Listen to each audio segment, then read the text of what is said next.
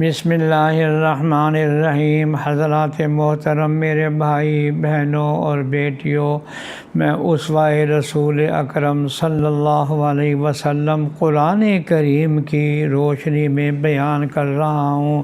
متعدد آیات آپ نے سن لی ہے، اب یہ ایک آیت سن لیجئے کہ اللہ جل شانہ نے خاتم المرسلین رحمت للعالمین صلی اللہ علیہ وسلم کے ذریعے سے مخلوق عالم پر اپنے تمام احسانات و انعامات کا اس طرح اعلان فرمایا۔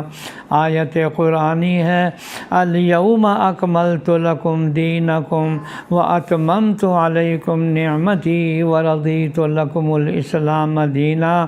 آج کے دن تمہارے لیے دین کو میں نے مکمل کر دیا اور میں نے تم پر اپنا انعام تمام کر دیا اور میں نے اسلام کو تمہارا دین بننے کے لیے پسند کر لیا ہے۔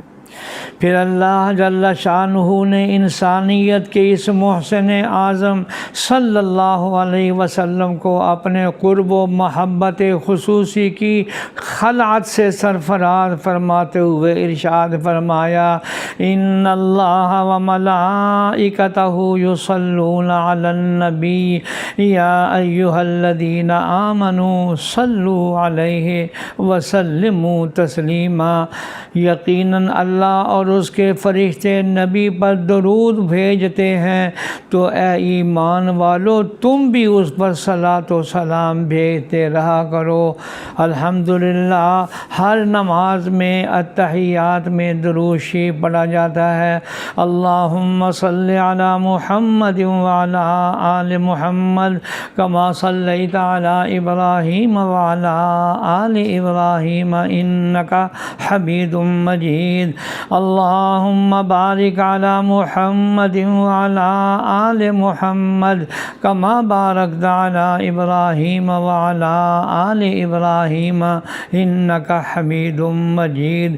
خالق کائنات اللہ تبارک تعالی نے تمام بنی نوع انسانی کو حصول شرف انسانیت اور تکمیل عبدیت کے لیے اور اپنے تمام احسانات و انعامات سے مشرف اور بہرہ اندوز ہونے کے لیے جب ایسے خیر البشر نبی الرحمت صلی اللہ علیہ وسلم کو پیکر مثالی بنا کر مبعوث فرمایا، تو ایمان لانے والوں پر ادائے شکر بھی جس طرح آپ صلی اللہ علیہ وسلم پر صلاۃ و سلام بھیجنا فرمایا ہے، اسی طرح ان کو ہر شعبہ زندگی میں آپ صلی اللہ علیہ وسلم کی اطاعت اور اتباع بھی کرنی چاہیے۔